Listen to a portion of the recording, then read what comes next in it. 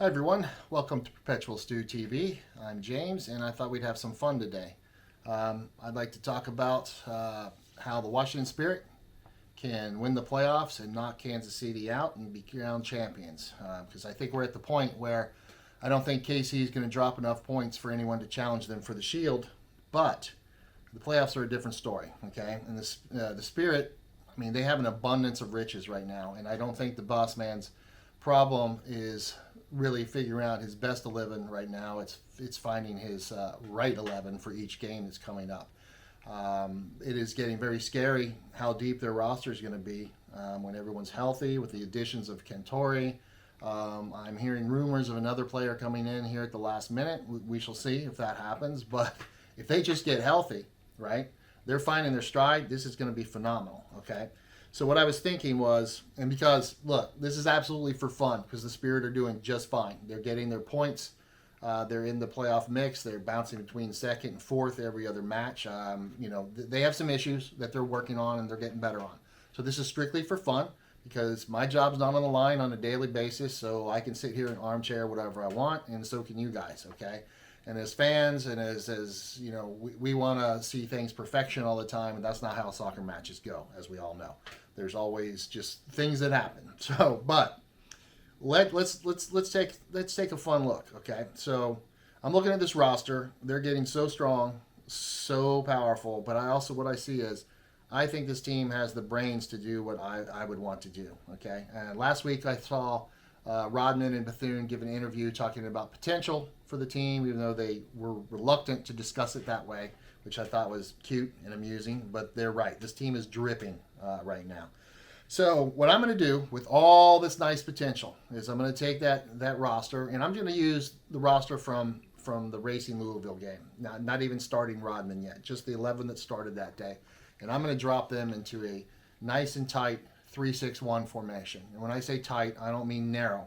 I mean tight as in discipline, as in clean, as in it's fun to watch what's going to happen here. And the reason I'm choosing a 3-6-1 for this team is this is a formation you can use for multiple things. And I've used it over the years for high-level youth teams that were hurt from playing high school, that are trying to get ready for regionals, and for, just to bunker in. You can use it to bunker, and you can use it to full onslaught attack and everything in between. It allows you some flexibility that other formations don't necessarily allow, and it automatically gives you some cover on things, both offensively and defensively, you wouldn't normally have in more of a traditional 4-4-2 or even a 4-2-3-1, etc. Okay, and we all know formations are basically semantics. It's about what every player's role that they're doing, that they're assigned to by the manager. Okay, but again, like I said, you can use it to bunker and shore up defenses. It can be used for possession and for run and gun tactics. It's easy to transition to both attack and defense while using it. When executed by a team with the intelligence, okay, the talent and the team pace that the Spirit have, it can absolutely be unstoppable at times, except by misfortune or luck or just, fantastic individual plays by the other team. But it's very hard to stop a team that knows this type of system in and out. And say up front, to really maximize it, you have to do a lot of classroom, okay? You have to do a lot of grid work outside as well, and a lot of whistle stoppage to show people situational play and how things work. But that's a little bit later. So the movement and flow can be determined by the team you're playing, essentially, okay? When you're playing the bottom half of, say, NWSL, they have zero chance against you if you're executing this formation. Against the top half, you're still going to have an advantage, okay? Because you're going to need an advantage when you play teams like Orlando, KC, and North Carolina's coming on strong. I wouldn't count out Angel City yet. Louisville's coming on strong, but you'll have an advantage going in that you normally wouldn't have. And again, this is armchairing. I'm not in charge. They're doing fine. So we'll talk about more of the formation in a minute, but there's some areas that I would like to see Spirit improve upon, just in general, and that I would be hammering on, and I'm sure the staff is trying to get them to do these things, is, first of all, their clock management. I've always liked to break down the halves into these type of periods. First 5, first 10, middle 15, second 10, and of course last 5. And of course the second half is the same way. Now, you can use all those different increments of time to be passive, to full on attack onslaught. That's determined by your opponent, what you want to do, how you want to set the tone going in, things like this. But you need to teach your players that's in their head all the time. The 5, 10, 15, 10, 5. And you definitely don't want to be shipping goals in the first 5 and the last 5. It's just bad for morale, okay? And you can use these periods of time to decide whether you want to, push forward, control possession, attack hard, do whatever you want. But mentally, it's very important to be able to to have those time periods in your head and understand them, okay? And the way you communicate that is obviously you have a plan going in, but the manager can simply signal the captain who decides, okay, and passes instructions, and it can be everything from tighten up, hit it, whatever code words you want to use, but you determine that, okay? So what happens next is I think the Spirit need to get more free kicks. They need to have more corner kicks, and I think they've only had 2 penalty kicks in 16 games, okay? There's 10 games to go. By the time this loads, it might be just 9 because they are playing later today against Bay FC. But if a team that's talented on the ball to dribble, they don't have enough free kicks, okay, in dangerous positions. They certainly don't have enough corner kicks, and I'm sure you guys have noticed this. The Spirit have a lot of individual brilliant goals, and their attacking numbers has been lacking at times. It may be lack of confidence from the people that were replacing injured people, but this roster is pretty deep. And their wing play has been sort of non-existent at times. I don't like the way they press. Well, I'm not even sure if they're calling it a press. The announcers certainly do. But it's not a press. It's just limited pressure. And a lot of times the midfield, when they're stepping out to so-called press, they're applying pressure at the wrong time, and they're just stringing themselves out, and they get beat centrally with penetrating passes, and they end up with detrimental defense opportunities, which is just boosting the XG of the other team, and they're getting quality chances that they shouldn't be getting. That should be shut down. This team does not need to press at all, in my opinion. That's all, okay? Also, the summer doesn't really allow for full-on high press, high energy for long periods of time. That said, clock management, you can press at the right times. But if you notice, when Spirit are pressing, it's 1 to 2 people. That's not how you press. And if announcers are calling that a press, that's wrong. That's just pressure, okay? That's not a press. And what nobody does in the NWSL, nobody uses traps at all that I can see, that I've seen over the last 7 weeks at least. To be fair, I missed the first part of the season with my wife's illness and stuff. We haven't been able to go to many games and things. But anyway, the goal differential for Spirit coming into this Saturday is only +3. We all know that's not good enough for a roster this talented. They're shipping too many goals and not creating enough as a team. So going forward, I want to see more numbers in the attack. They'll still get their individual brilliant goals, but more numbers, okay? This formation will help with that, okay? It will limit the goals against and will help you get more goals. I guarantee that, okay? Now, also in possession, Spirit have been too stagnant at times for my taste. They clog space and they don't vacate. Case in point, watch Santos, who I absolutely adore, by the way.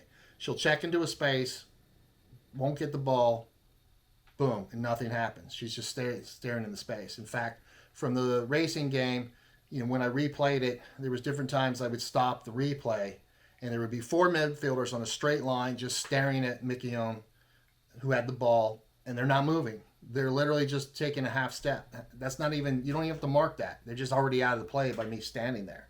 And that's a problem, that stagnation. So a team with this firepower that doesn't move enough, think about if they're constantly moving, okay? So that can be very, very scary.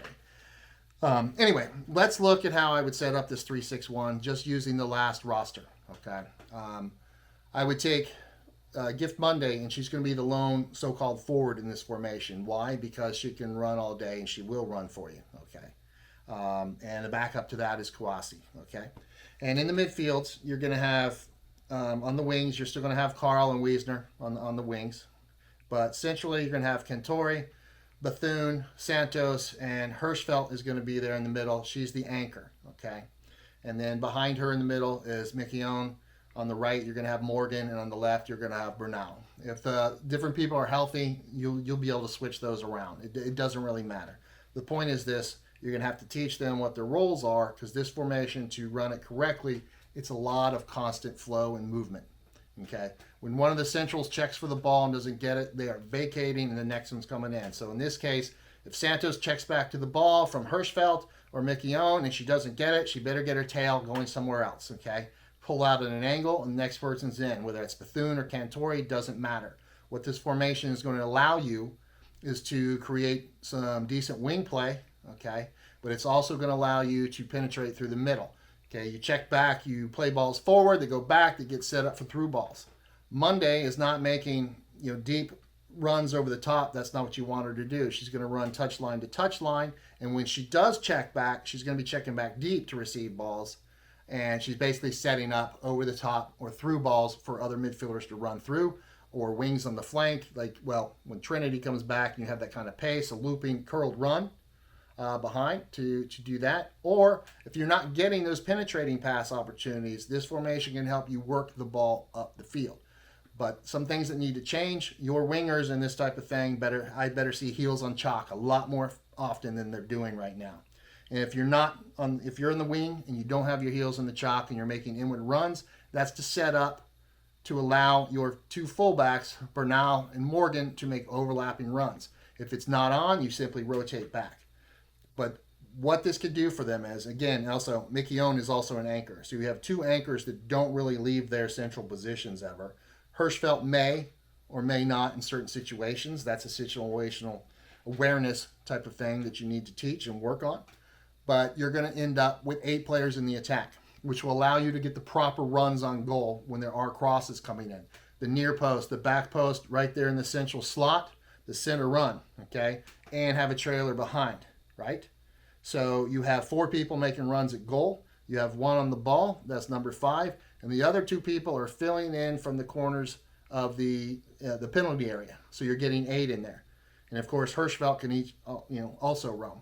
Now, what happens is if you blow the cross in this, everyone needs to recover. Forget about the press, okay? Everyone falls off. The exception to that rule would be Monday, who's playing the lone forward, or whoever's playing that role. And they are there to give pressure pursuit on the outsides. If the central defender has it, she just needs to be goal side facing, okay? But what we're going to try to do with this formation is we end up trying to do sideline traps. And that starts with pursuit from behind and overloading aside defensively with the central mids up against the wing player who's playing defensive support there. So that you look for your opportunities, you get the trap and force turnovers. You either bust up the play or you win the ball. That's all that's going to happen there.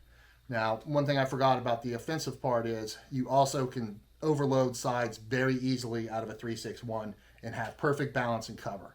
I think I first started using this, over 25 years ago. And I've taken youth teams to nationals, won state titles with this for high school and that.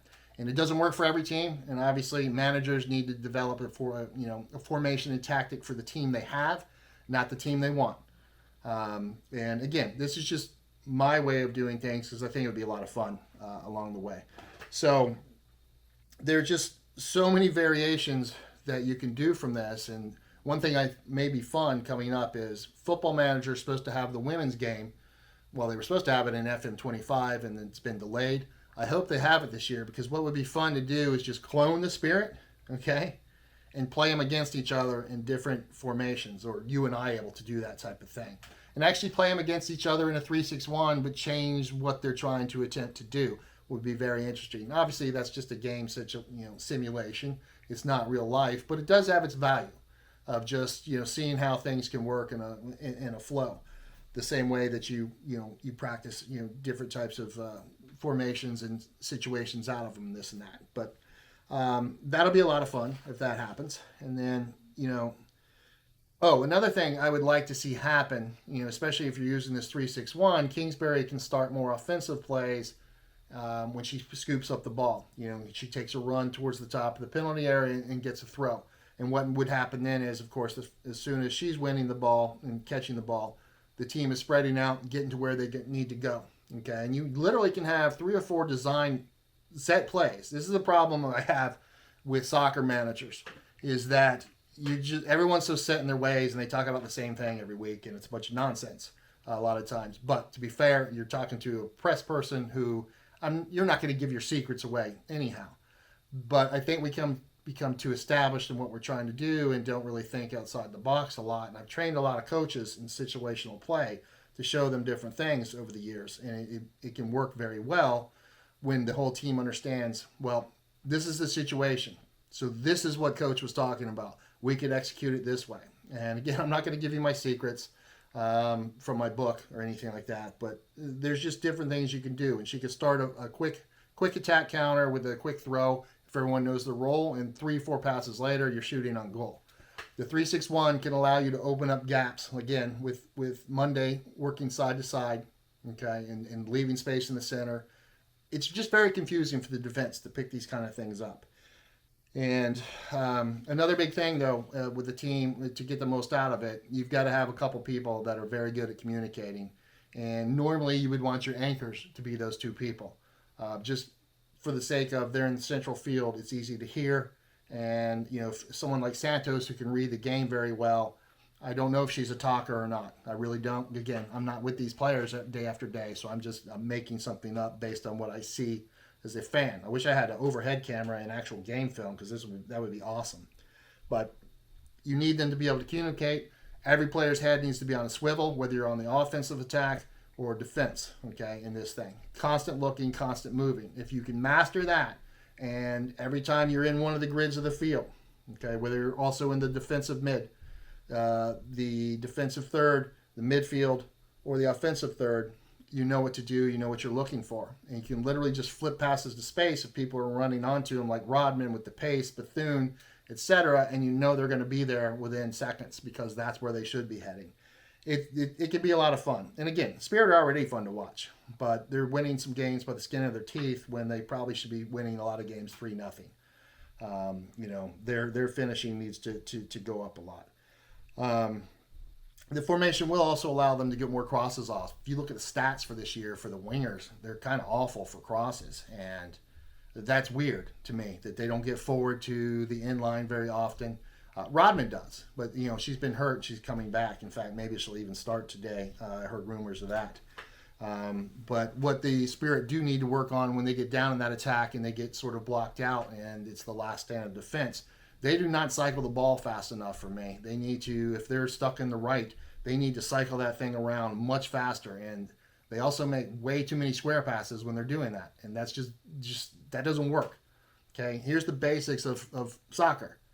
Your first choice is forward, your second choice is back, your third choice is square. Okay, nothing's going to change that. It's not the saying you can't go square, and it may be the right choice, but it's actually the third choice. And when you go square 3 times to get around the sides, you're just inviting people to step up and pick those off. If you go back and around, you can stretch them more, okay? And I see the manager yelling at them at times because they are too slow on the ball.